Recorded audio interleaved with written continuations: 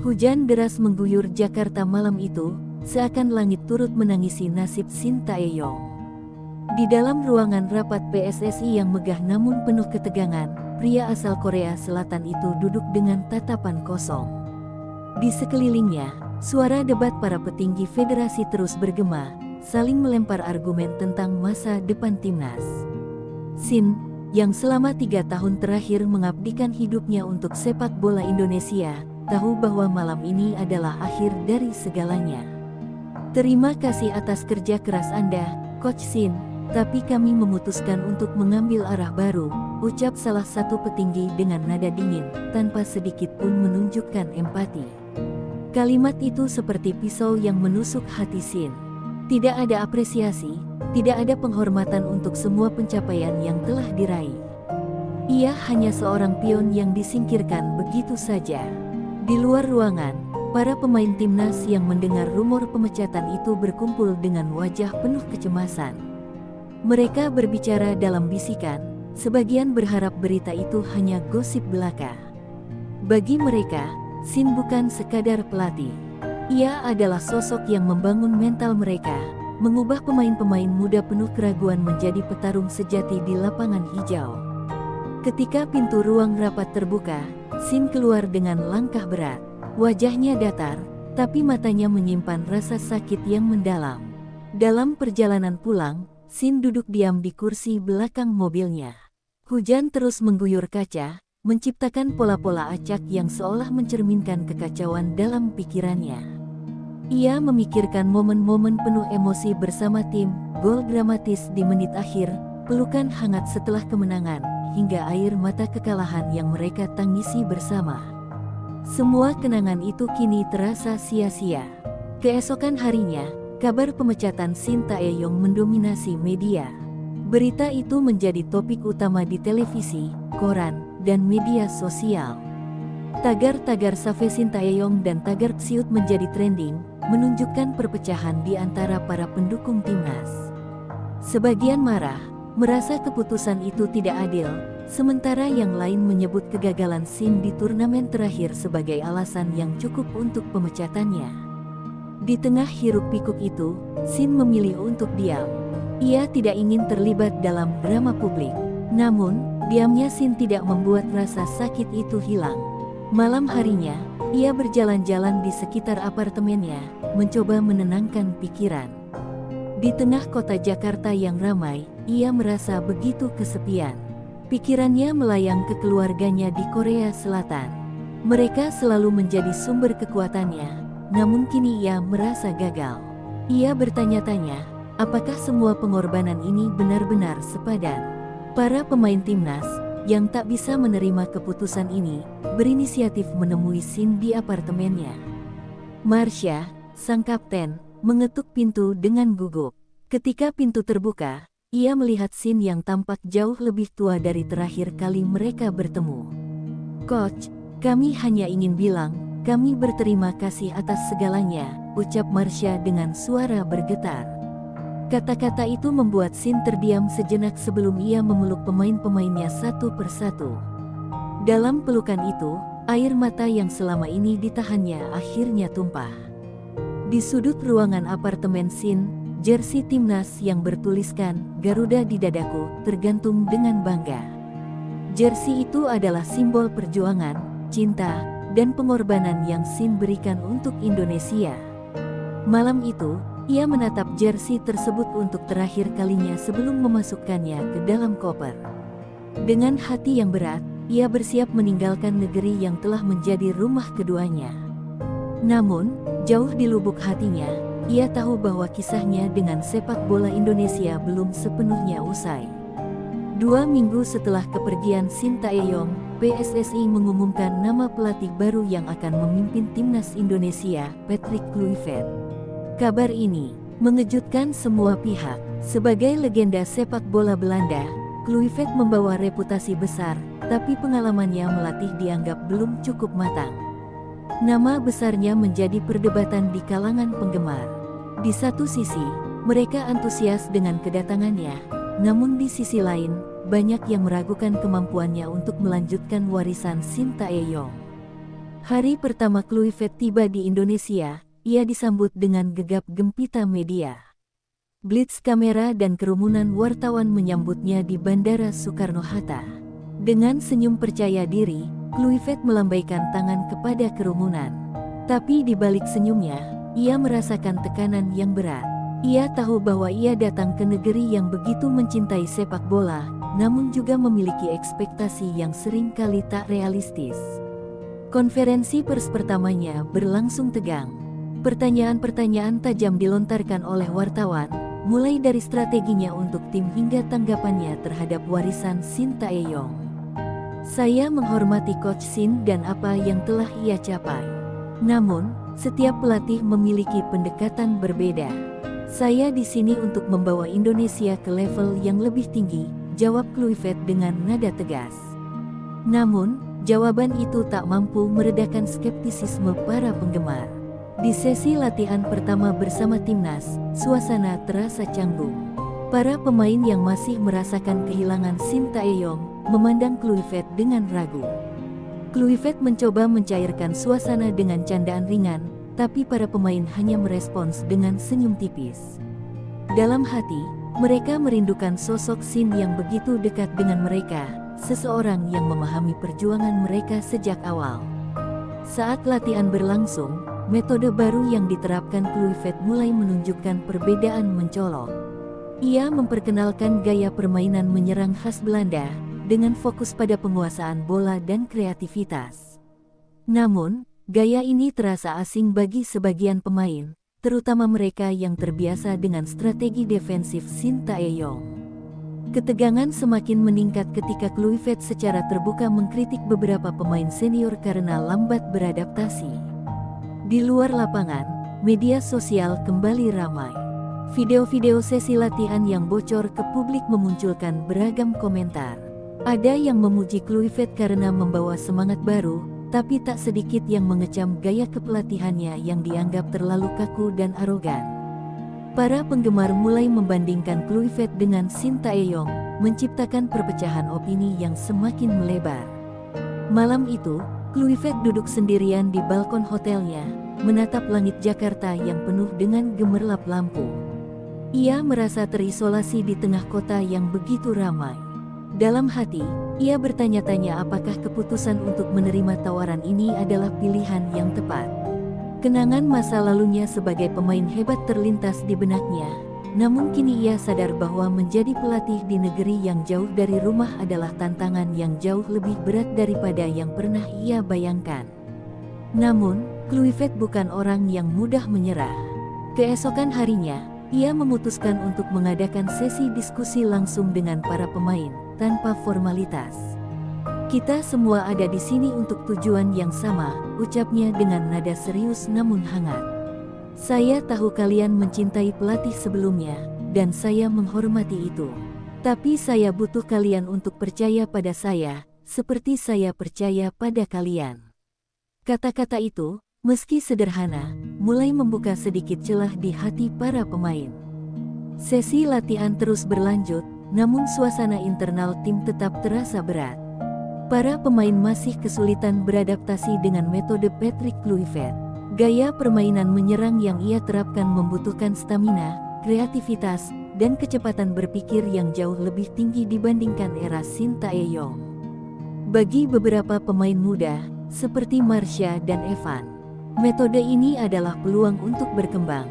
Namun, bagi pemain senior seperti Bagas dan Nando, yang terbiasa dengan permainan pragmatis, perubahan ini terasa seperti beban. Kita tidak seperti Belanda, coach. Pemain kita tidak punya fisik seperti itu, ujar Bagas dengan nada frustrasi setelah sesi latihan yang berat. Kluivert menatapnya tajam, tetapi ia menahan emosinya. Fisik bisa dilatih, mental juga. Jika kalian terus berpikir seperti itu, kita tidak akan pernah maju, jawabnya dingin. Kata-kata Kluivert itu menyayat hati banyak pemain, memperbesar jarak antara pelatih dan timnya. Konflik mencapai puncaknya saat Kluivert mengumumkan daftar pemain untuk laga persahabatan melawan salah satu tim kuat Asia. Beberapa pemain senior yang selama ini menjadi andalan Sintayong dicoret dari daftar.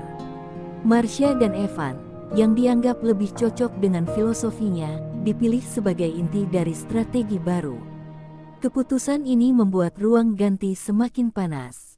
Para pemain senior merasa dipermalukan, sementara para pemain muda terjebak dalam dilema antara setia pada rekan-rekan mereka atau mengikuti arahan pelatih baru. "Kita ini tim, bukan sekumpulan individu yang cuma cari aman," ujar Marsha dalam pertemuan internal pemain. Suaranya bergetar, tetapi ia berusaha tegas. "Kita harus mencoba memahami apa yang diinginkan Coach Patrick. Ini bukan tentang Sin atau Patrick, ini tentang kita sebagai timnas." Namun, ucapannya malah memicu debat sengit. Bagas, yang merasa terancam, membalas dengan tajam. "Mudah bicara kalau kamu yang selalu dipilih. Bagaimana dengan kami yang harus mengorbankan segalanya?" Di luar lapangan, konflik ini mulai tercium oleh media. Berita tentang ketegangan internal timnas menjadi bahan utama di berbagai saluran berita. Wartawan menggambarkan Patrick Kluivert sebagai pelatih yang arogan dan tak memahami budaya sepak bola Indonesia. Di sisi lain, para pemain dianggap terlalu manja dan tidak siap menghadapi perubahan. Tekanan dari publik semakin besar, dan laga persahabatan mendatang menjadi penentu apakah Kluivert bisa menyelamatkan posisinya atau menjadi kambing hitam berikutnya. Saat hari pertandingan tiba, suasana di ruang ganti tim sangat tegang. Kluivert berdiri di tengah ruangan, menatap satu persatu wajah pemainnya. Ia tahu betul bahwa malam ini bukan hanya tentang strategi atau kemenangan, tetapi tentang merebut kembali kepercayaan timnya. "Saya tahu kalian meragukan saya. Tapi ingat, kalian tidak bermain untuk saya. Kalian bermain untuk Garuda, untuk bangsa ini," katanya dengan nada rendah tapi penuh emosi. Kata-kata itu menggetarkan hati beberapa pemain, meski rasa skeptis masih ada. Pertandingan dimulai dengan atmosfer stadion yang penuh sorak-sorai. Namun, di lapangan, timnas terlihat kacau. Pemain masih bingung dengan posisi mereka, komunikasi buruk, dan serangan-serangan lawan dengan mudah menembus pertahanan. Di pinggir lapangan, Kluivert berteriak memberikan instruksi, tetapi ekspresi wajahnya menunjukkan frustrasi yang mendalam. Di babak kedua, Kluivert membuat keputusan yang mengejutkan dengan mengganti dua pemain senior dengan dua pemain muda yang jarang dimainkan. Marsha, yang mengenakan ban kapten, menjadi kunci perubahan permainan. Dengan semangat dan kreativitasnya, ia memimpin tim untuk bermain lebih agresif. Meski akhirnya laga berakhir imbang, performa babak kedua menunjukkan kilasan potensi baru dari timnas. Namun, apakah itu cukup untuk memulihkan kepercayaan yang telah hilang? Hasil imbang di laga persahabatan malam itu hanya memberikan secercah harapan bagi timnas Indonesia. Namun, bagi Patrick Kluivert, itu sama sekali tidak cukup. Keesokan harinya, media dan dunia maya dipenuhi kritik tajam. Judul-judul berita mencerminkan kekecewaan publik, Garuda kehilangan sayapnya, strategi. Kluivert masih jauh dari ekspektasi, dan di mana sentuhan Shin Tae-yong. Media sosial lebih kejam lagi. Meme dan ejekan tentang Kluivert bermunculan, menggambarkannya sebagai pelatih yang terlalu mengandalkan nama besar tanpa memberikan hasil nyata. Di tengah tekanan yang memuncak, PSSI menggelar konferensi pers untuk meredakan situasi. Ketua federasi menyatakan bahwa mereka masih percaya pada visi Kluivert, namun tidak sedikit pun terdengar nada dukungan penuh. "Kita harus memberi waktu bagi pelatih untuk membangun fondasi yang kuat," katanya, tapi pernyataannya justru memicu lebih banyak perdebatan. Bagi banyak orang, waktu bukanlah sesuatu yang bisa diberikan dengan mudah, terutama setelah kepergian Shin Tae-yong yang dianggap sebagai simbol harapan. Sementara itu, para pemain timnas mulai merasakan beban yang luar biasa. Setiap langkah mereka dipantau oleh publik. Marsha, yang kini menjadi sosok sentral di bawah Kluivert, menjadi target pujian sekaligus hujatan. Beberapa menganggapnya sebagai pemimpin masa depan, sementara yang lain menuduhnya terlalu memihak pelatih baru. Di ruang ganti, ketegangan antara pemain senior dan muda semakin terasa. "Kamu mungkin cocok dengan metode dia, Tapi jangan lupakan siapa yang membawa kita ke sini dulu, sindir Bagas kepada Marsha setelah sesi latihan. Marsha, yang selalu berusaha menjaga keharmonisan tim, mulai merasakan tekanan yang luar biasa. Ia menghabiskan malam-malamnya menonton rekaman pertandingan lama bersama Shin Tae-yong, mencoba memahami apa yang hilang dari tim ini. Namun, semakin ia melihat, semakin ia merasa terjebak di antara dua dunia, loyalitas kepada masa lalu dan tuntutan masa kini. Di sisi lain, Kluivert juga semakin tertekan. Ia menghabiskan waktunya menyusun strategi baru, menonton rekaman pertandingan timnas dari era Shin Tae-yong, dan mencoba mencari cara untuk menyatukan tim yang retak. Ini lebih dari sekadar taktik, gumamnya suatu malam saat berbicara dengan asisten pelatih lokal. Masalahnya ada di hati mereka. Mereka kehilangan kepercayaan, bukan hanya pada saya, tetapi pada tim ini. Pada pertandingan berikutnya, atmosfer di stadion terasa tegang. Dukungan dari tribun jauh lebih dingin dibandingkan biasanya. Di awal pertandingan, timnas kembali kesulitan menyesuaikan diri dengan gaya bermain baru. Serangkaian kesalahan terjadi, dan gol cepat dari lawan membuat sorakan berubah menjadi ejekan. Di tribun, beberapa spanduk bertuliskan "Bring Back Shin Tae-yong" berkibar, menambah tekanan di bahu Kluivert. Namun, di babak kedua, sesuatu yang tak terduga terjadi. Marsha, yang sebelumnya bermain hati-hati, mengambil inisiatif untuk memimpin tim dengan lebih agresif. Ia memotivasi rekan-rekannya di lapangan, meminta mereka melupakan taktik sejenak dan bermain dengan hati. "Lupakan strategi, mainkan saja sepak bola kita," teriaknya dengan penuh semangat. Tim mulai menunjukkan perubahan. Meski belum sempurna, kombinasi antara arahan Kluivert dan naluri pemain membawa permainan ke level yang lebih baik. Mereka mencetak gol penyama kedudukan di menit-menit akhir, memberikan sedikit harapan kepada penonton. Setelah pertandingan, Kluivert memuji Marsha di depan seluruh tim. "Kamu adalah pemimpin sejati, Marsha. Inilah semangat yang saya cari dari kalian semua," ucapnya dengan tulus. Pujian itu membawa rasa bangga, tetapi juga rasa bersalah di hati Marsha. Ia tahu bahwa tanpa keberanian melawan sistem, momen itu mungkin tak akan pernah terjadi. Kini, ia berada di persimpangan antara mematuhi pelatih atau tetap setia pada rekan-rekannya yang merasa dikhianati oleh perubahan besar ini. Hujan rintik-rintik menyelimuti stadion utama di Jakarta pada malam pertandingan krusial turnamen Asia Tenggara. Ini adalah ujian terakhir bagi Patrick Kluivert, para pemain, dan bahkan PSSI. Laga semifinal melawan rival bebuyutan Asia Tenggara menjadi panggung yang penuh tekanan. Stadion yang penuh sesak bergemuruh, sebagian besar supporter masih membawa spanduk dengan wajah Shin Tae-yong, seolah-olah sosoknya masih menjadi bayang-bayang yang tak terhapuskan. Di ruang ganti, suasana hening. Patrick Kluivert berdiri di tengah ruangan, menatap para pemain yang duduk diam. Sebagian masih menunjukkan keraguan di mata mereka, tetapi yang lain mulai menunjukkan semangat baru. Dengan suara tenang namun tegas, Kluivert berkata, "Malam ini bukan tentang saya. Ini tentang kalian, tentang apa arti Garuda di dada kalian. Saya tidak peduli siapa pelatih sebelum saya, atau setelah saya. Kalian adalah tim ini, dan masa depan sepak bola Indonesia ada di kaki kalian." Marsha berdiri, memecah keheningan.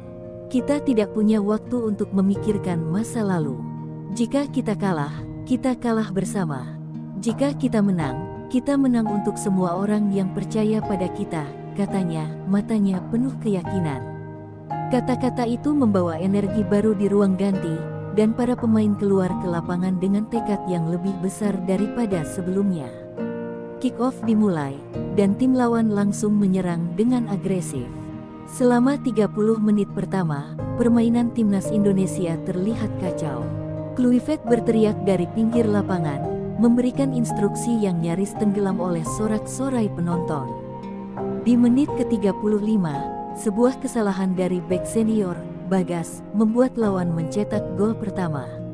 Stadion hening seketika, dan kamera menangkap wajah-wajah kecewa di tribun. Di bangku cadangan, para pemain muda hanya bisa saling menatap tanpa kata. Saat turun minum, suasana ruang ganti kembali memanas. Bagas, yang merasa disalahkan, membanting botol air dan berkata dengan nada tinggi, "Inilah yang terjadi kalau kita dipaksa bermain dengan cara yang bukan milik kita." Marsha menanggapi dengan nada tegas, "Berhenti menyalahkan sistem. Kita di sini bukan untuk ego kita sendiri." Kluivert tidak ikut campur. Ia membiarkan para pemain menyelesaikan konflik mereka, hingga akhirnya, dengan suara berat, ia berkata, "Saya tidak peduli siapa yang salah. Di babak kedua, kalian harus bermain seperti tim, atau kita semua akan tenggelam." Babak kedua dimulai, dan timnas menunjukkan perubahan. Marsha memimpin serangan dengan penuh keberanian, dan pemain muda seperti Evan mulai menunjukkan kemampuan terbaiknya. Di menit ke-60, umpan terobosan dari Evan berhasil diteruskan Marsha menjadi gol penyama kedudukan. Stadion meledak dalam sorakan. Di pinggir lapangan, Kluivert mengepalkan tangan, namun tetap menjaga ekspresi dinginnya. Di menit-menit akhir, saat semua tampak akan berakhir imbang, Indonesia mendapatkan tendangan bebas di luar kotak penalti.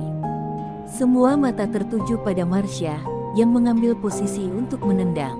"Ini untuk semua orang," bisiknya pada dirinya sendiri. Tendangan itu meluncur indah, melewati pagar betis, dan menghujam sudut atas gawang lawan. Gol! Stadion bergemuruh, dan tangis haru membanjiri para pemain di lapangan. Peluit akhir berbunyi. Timnas Indonesia menang 2-1, melaju ke final. Di ruang konferensi pers, Patrick Kluivert duduk dengan ekspresi lega. "Ini bukan tentang saya. Ini tentang mereka," katanya sambil menunjuk ke arah para pemain yang berdiri di belakangnya. Untuk pertama kalinya, publik mulai melihat secercah harapan pada era baru ini. Namun, di balik kemenangan itu, Kluivert tahu bahwa tantangan sesungguhnya baru saja dimulai. Kemenangan di semifinal seharusnya menjadi momen yang penuh sukacita bagi timnas Indonesia.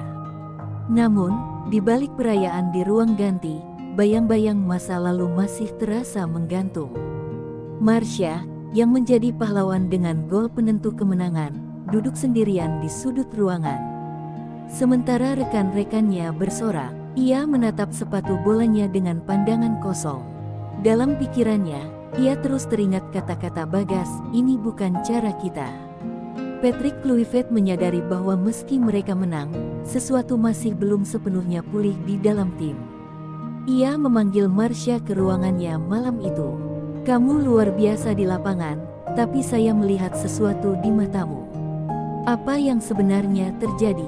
tanya Kluivert. Marsha terdiam sejenak, lalu menjawab dengan suara pelan, "Kami merasa kehilangan identitas. Kami ingin maju, tapi kami juga tidak ingin melupakan apa yang membuat kami sampai di sini." Kluivert mendengarkan dengan seksama. Untuk pertama kalinya, ia mulai memahami bahwa tantangan ini bukan hanya soal taktik, tetapi soal warisan yang mereka pegang erat. Keesokan harinya, saat latihan, Bagas dan beberapa pemain senior mulai menunjukkan tanda-tanda pemberontakan halus. Mereka tidak sepenuhnya mengikuti arahan Kluivert, melakukan gerakan yang tidak sesuai instruksi, seolah ingin menunjukkan bahwa mereka masih terikat pada gaya lama. Suasana semakin tegang ketika Marsha, yang biasanya mendamaikan konflik, akhirnya meledak. "Berapa lama kalian akan terus hidup di masa lalu? Kita harus melangkah ke depan, bersama," teriaknya dengan emosi. Bagas hanya menatap dingin, lalu meninggalkan lapangan latihan. Di luar lapangan, tekanan dari media semakin keras. Meskipun kemenangan di semifinal diapresiasi, suara-suara yang menginginkan kembalinya Shin Tae-yong masih menggema. Bahkan, kabar beredar bahwa Shin telah menerima tawaran melatih tim lain di Asia, sebuah langkah yang membuat para penggemar Indonesia merasa semakin kehilangan. Kluivert, yang membaca berita itu, merasa lebih terisolasi dari sebelumnya. Dalam hati, ia bertanya-tanya apakah ia benar-benar bisa membangun kepercayaan yang telah hilang. Di tengah kekacauan itu, Kluivert memutuskan untuk melakukan sesuatu yang tidak terduga. Ia mengundang seluruh tim ke sebuah sesi diskusi tertutup, tanpa media, tanpa staf, hanya pemain dan pelatih. Dalam ruangan yang sederhana, ia berdiri di tengah lingkaran para pemain. Kalian mungkin tidak menyukai saya. Kalian mungkin merindukan pelatih lama. Tapi ini bukan tentang saya atau dia. Ini tentang Garuda di dada kalian, ucapnya. Ia kemudian memberikan ruang bagi setiap pemain untuk berbicara. Marsha menjadi yang pertama angkat bicara. Dengan suara yang bergetar, ia mengatakan, saya tahu kita semua merasa kehilangan. Tapi kita harus mengingat bahwa kita bermain bukan untuk satu orang, melainkan untuk bangsa ini. Perlahan, pemain lain mulai berbicara, termasuk Bagas, yang akhirnya mengakui bahwa ia merasa takut kehilangan perannya dalam tim. Saya hanya tidak ingin dilupakan, ujarnya lirih. Momen itu menjadi awal dari rekonsiliasi yang telah lama ditunggu. Hari final tiba, stadion kembali penuh dengan ribuan penonton yang menyanyikan lagu kebangsaan dengan penuh semangat. Timnas Indonesia melawan tim favorit juara, sebuah tantangan yang hampir mustahil. Kluivert berdiri di pinggir lapangan, melihat para pemainnya dengan kebanggaan yang baru. Di babak pertama, timnas tertinggal 0-1, namun kali ini, mereka tidak menunjukkan kepanikan. Mereka bermain dengan semangat baru, kombinasi dari warisan masa lalu dan visi baru yang mulai mereka pahami. Di menit-menit akhir, dengan skor masih imbang 1-1, Marsha kembali menjadi penentu. Sebuah serangan cepat menghasilkan gol yang menggetarkan stadion. Peluit panjang berbunyi, dan Indonesia menjadi juara Asia Tenggara. Para pemain berpelukan di lapangan, air mata mengalir deras. Di ruang konferensi pers, Kluivert berkata dengan nada penuh emosi, hari ini, mereka menunjukkan apa arti sebenarnya dari Garuda. Ini adalah kemenangan untuk kita semua.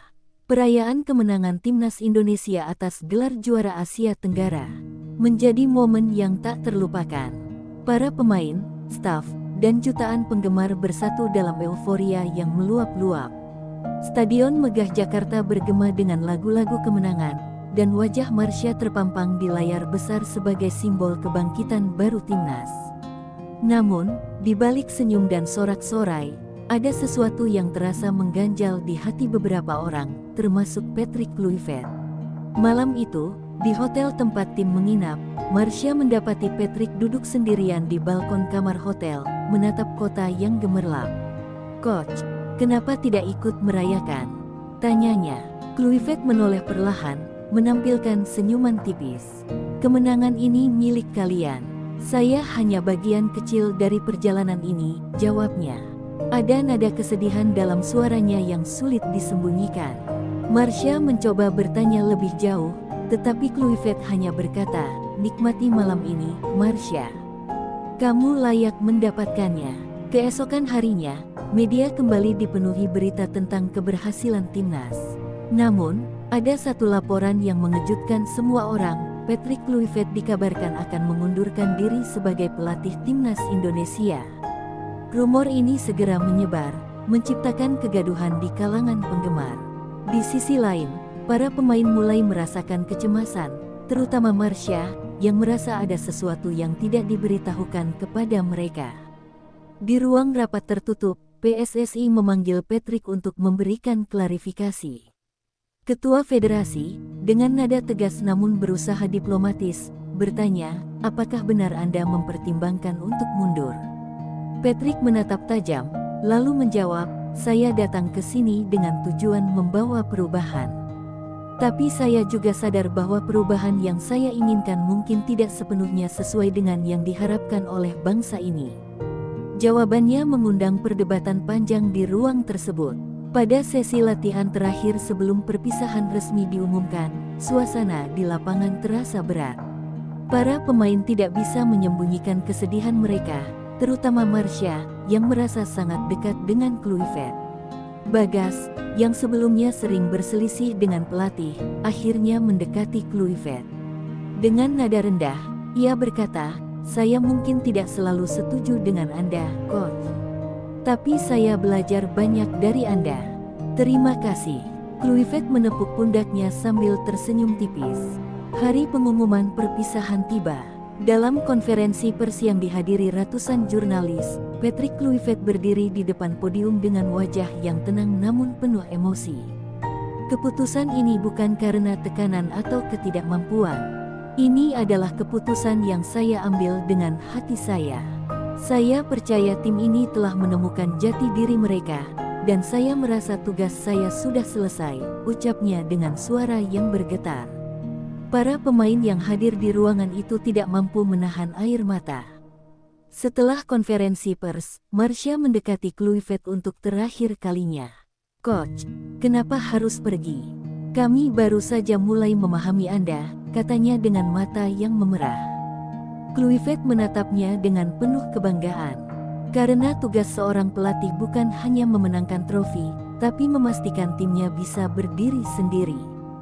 Dan kamu, Marcia, adalah bukti bahwa masa depan tim ini cerah. Malam itu, Kluivert meninggalkan Indonesia dengan membawa kenangan yang tak terlupakan.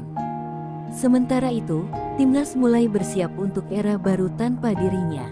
Meskipun kepergiannya meninggalkan luka, warisan yang ia tinggalkan telah mengubah cara mereka melihat diri sendiri. Kini, timnas Indonesia berdiri di persimpangan jalan, menghadapi masa depan dengan harapan yang baru. Setelah kepergian Patrick Kluivert, timnas Indonesia memasuki masa transisi yang penuh ketidakpastian. Meski kemenangan di turnamen Asia Tenggara menjadi kebanggaan nasional, pertanyaan tentang arah tim ke depan terus menggema. PSSI mengumumkan bahwa mereka akan menunjuk pelatih sementara hingga keputusan permanen dibuat. Namun, bayang-bayang Sintayong dan warisan Kluivert terus menghantui setiap langkah. Marcia, yang kini menjadi kapten timnas, merasa bebannya semakin berat. Dalam setiap wawancara, pertanyaan tentang masa depan tim lebih sering diarahkan kepadanya daripada kepada federasi. Di satu sisi, ia merasa bangga diberi kepercayaan. Di sisi lain, ia merasa sendirian. Rekan-rekan setimnya memandangnya sebagai pemimpin, tetapi ia tahu bahwa dirinya masih belajar memahami peran tersebut. Di tengah tekanan, Marcia memutuskan untuk mengunjungi seseorang yang sudah lama tak ia temui. Ia pergi ke Korea Selatan untuk bertemu Sintayong, yang kini melatih klub besar di sana. Saat bertemu, Sin menyambutnya dengan senyuman hangat, namun ada keheningan yang terasa aneh. Saya mendengar banyak hal tentangmu, Marcia, kata Sin. Kamu telah menjadi simbol tim ini. Apa yang membawamu ke sini? Dengan suara pelan, Marcia menjawab, saya ingin tahu bagaimana caranya menjadi pemimpin yang kuat seperti Anda. Sin mengajak Marcia duduk di taman, di mana mereka berbicara panjang lebar. Ia mengingatkan Marcia bahwa seorang pemimpin tidak harus sempurna, tetapi harus memahami bagaimana membawa orang lain menuju tujuan bersama. Kluivert memberikanmu sesuatu yang tak bisa aku berikan, kata Sin. Ia mengajarkanmu untuk percaya pada dirimu sendiri. Itu adalah pelajaran yang akan membawamu lebih jauh daripada sekadar strategi di lapangan. Kata-kata itu memberikan kelegaan sekaligus pencerahan bagi Marcia. Sementara itu, di Indonesia, PSSI mengumumkan pelatih baru, seorang pelatih lokal yang pernah menjadi asisten Sin dan Kluivert. Keputusan ini mengejutkan banyak pihak, tetapi bagi para pemain, ini adalah kesempatan untuk membuktikan bahwa mereka mampu melanjutkan apa yang telah dibangun. Pelatih baru, Ardi Wijaya, mengumpulkan seluruh tim di awal masa kepelatihannya dan berkata, saya tidak akan menggantikan siapapun. Saya di sini untuk membantu kalian menemukan cara bermain yang benar-benar milik kalian sendiri. Di laga persahabatan pertama di bawah pelatih baru, timnas bermain dengan semangat yang berbeda. Mereka menunjukkan perpaduan antara kedisiplinan taktis ala Sintayong dan keberanian ala Kluivert. Meskipun hasilnya hanya imbang, penonton di stadion memberikan tepuk tangan meriah. Mereka melihat sesuatu yang telah lama hilang, tim yang bermain bukan hanya dengan teknik, tetapi juga dengan hati. Marcia, yang mencetak satu-satunya gol di pertandingan itu, berdiri di tengah lapangan setelah peluit akhir berbunyi. Ia menatap tribun yang penuh dengan wajah-wajah penuh harapan. Di dalam dirinya, ia merasa telah menemukan jawaban atas kegelisahan yang selama ini ia rasakan. Tim ini tidak lagi hidup dalam bayang-bayang masa lalu, tetapi berjalan menuju masa depan dengan identitas yang baru. Malam itu, di ruang ganti, Marsha berdiri di depan rekan-rekannya. Dengan suara penuh keyakinan, ia berkata, "Kita adalah tim ini. Bukan Sin, bukan Kluivert, bukan siapapun yang membuat kita seperti ini. Kita adalah Garuda, dan masa depan ada di tangan kita." Kata-kata itu disambut dengan sorakan dan tepuk tangan dari seluruh tim. Untuk pertama kalinya sejak kepergian Kluivert, mereka merasa utuh. Semangat baru yang menyelimuti timnas Indonesia perlahan diuji ketika mereka mempersiapkan diri untuk kompetisi kualifikasi Piala Asia. Pelatih baru, Ardi Wijaya, membawa pendekatan yang unik, menggabungkan filosofi Sintayong dan Patrick Kluivert dengan gaya khasnya sendiri. Namun, tidak semua pihak yakin dengan kapasitasnya. Media terus-menerus meragukan pengalamannya, sementara publik mulai membandingkannya dengan pendahulunya. Marsha, sebagai kapten, berusaha keras menjaga motivasi tim tetap tinggi. Namun, di balik layar, ia menyadari tekanan yang dirasakan oleh Ardi. "Coach, kami percaya pada Anda," katanya suatu malam setelah latihan. Ardi hanya tersenyum samar. "Keyakinan itu adalah beban terbesar, Marsha. Tapi saya akan membuktikan bahwa kita bisa melangkah jauh," jawabnya. Marsha tahu bahwa beban bukan hanya ada di pundak pelatih, tetapi juga di seluruh tim. Kualifikasi dimulai dengan pertandingan melawan salah satu tim raksasa Asia. Stadion penuh sesak dengan penonton yang membawa harapan besar, tetapi juga keraguan. Di babak pertama, Indonesia tertinggal 0-2. Para pemain terlihat tegang, dan komunikasi di lapangan mulai berantakan. Di ruang ganti, Ardi mencoba memotivasi timnya dengan tenang, tetapi Bagas, yang merasa emosinya memuncak, meledak. "Apa gunanya semua filosofi baru ini kalau kita terus kalah?" katanya dengan nada frustrasi. Marsha berdiri dan menatap Bagas. "Berhenti menyalahkan. Kita kalah bukan karena taktik atau pelatih. Kita kalah karena kita lupa untuk percaya pada diri kita sendiri. Ingat, kita pernah melewati masa yang lebih sulit dari ini," katanya dengan tegas.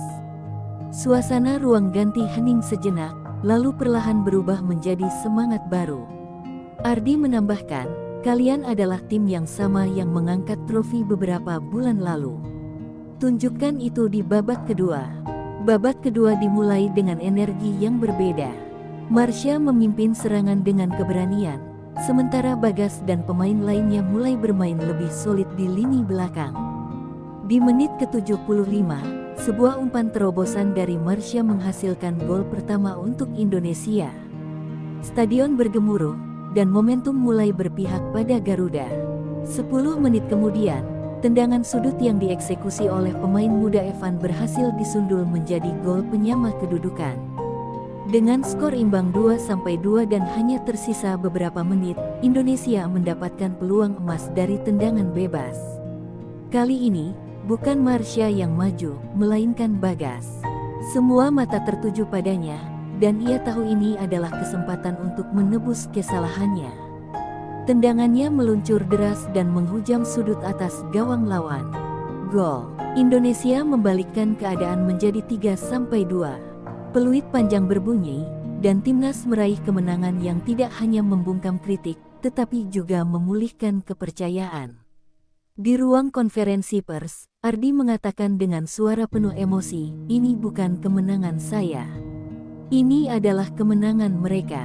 Tim ini telah menunjukkan bahwa masa lalu bukan untuk dilupakan, tetapi untuk dijadikan pelajaran." Malam itu, Marsha dan tim duduk di tribun stadion yang kosong, memandang lapangan yang kini sunyi. "Ini baru langkah pertama," kata Marsha. "Masih banyak jalan di depan." Bagas, yang duduk di sampingnya, mengangguk. "Tapi sekarang, aku tahu kita bisa melewatinya. Bersama." Mereka semua sadar, perjalanan mereka masih panjang, tetapi malam itu, mereka kembali percaya bahwa mereka mampu menghadapinya. Setelah kemenangan dramatis melawan tim raksasa Asia, harapan kembali membara di hati para pendukung Indonesia. Kemenangan itu memberi angin segar bagi timnas, namun Ardi Wijaya tahu bahwa ujian sesungguhnya baru saja dimulai. Setiap pertandingan berikutnya akan semakin berat, dan tekanan untuk mempertahankan momentum semakin besar. Namun, Ardi dan Marsha semakin menyatu sebagai pemimpin tim, mengatasi tantangan bersama. Mereka tahu, meskipun kemenangan adalah hasil yang diinginkan, perjalanan ini jauh lebih berarti. Pada pertandingan berikutnya, timnas harus menghadapi lawan yang sangat kuat, negara dengan tradisi sepak bola yang sudah mengakar. Sebelum pertandingan, Ardi mengumpulkan seluruh tim di ruang ganti dan berkata, "Kalian sudah membuktikan bahwa kalian lebih dari sekadar tim yang dibentuk dari taktik. Kalian adalah keluarga. Kita tidak akan takut, karena kita tahu apa yang kita perjuangkan." Kata-kata itu menggema di hati pemain, memberi mereka kekuatan untuk menghadapi tantangan besar di depan. Namun, pertandingan itu ternyata jauh lebih sulit dari yang dibayangkan. Indonesia tertinggal 1-0 di babak pertama, dan segala usaha untuk menyerang selalu dibalas dengan serangan balik yang mematikan. Marsha, yang menjadi motor serangan tim, mulai merasa frustrasi. Setiap operan yang ia berikan seakan tidak membuahkan hasil, dan tim lawan semakin dominan di lapangan. Pada satu titik, Marsha hampir kehilangan kontrol emosinya, namun ia teringat akan kata-kata Shin Tae-yong dan Kluivert yang mengajarinya untuk tetap tenang dalam menghadapi tekanan. Di ruang ganti, Marsha berdiri dengan penuh keyakinan di depan rekan-rekannya. "Kita tidak boleh menyerah sekarang," katanya dengan suara yang penuh semangat. "Kita datang ke sini bukan untuk kalah. Kita datang untuk membuktikan bahwa Garuda adalah kekuatan yang tak tergoyahkan. Kalau kita bekerja bersama, kita akan tembus semua rintangan ini." Kata-katanya membakar semangat rekan-rekannya. Mereka kembali ke lapangan dengan tekad baru, siap menghadapi babak kedua dengan penuh harapan. Di menit ke-60, Indonesia akhirnya berhasil menyamakan kedudukan setelah sebuah kombinasi indah antara Marsha dan Bagas. Stadion meledak dengan sorakan, namun mereka tahu bahwa permainan ini belum berakhir. Ardi memberi instruksi untuk mempercepat tempo permainan, sementara di lapangan, pemain semakin menunjukkan kekompakan luar biasa. Sebuah serangan balik cepat di menit ke-80 menghasilkan gol kedua untuk Indonesia, dan kali ini, Marsha menjadi pencetak gol tersebut. Namun, kemenangan belum diraih sepenuhnya. Tim lawan, yang tak kenal menyerah, melancarkan serangan habis-habisan untuk mengejar ketertinggalan. Beberapa kali, kiper Indonesia, Rizky, melakukan penyelamatan gemilang, menjaga gawang agar tetap aman. Di detik-detik terakhir, ketika wasit hampir meniup peluit panjang, tim lawan mendapat tendangan bebas yang bisa mengubah segalanya. Semua mata tertuju pada bola yang siap ditendang, namun dengan keberanian yang luar biasa, Rizky meloncat dan menepis bola tersebut, mempertahankan kemenangan untuk Indonesia. Peluit panjang akhirnya berbunyi, dan Indonesia menang 2-1. Para pemain berpelukan, namun mereka tahu bahwa kemenangan ini datang dengan harga yang sangat mahal. Keletihan terlihat di wajah mereka, tetapi rasa bangga dan haru mengalahkan segalanya.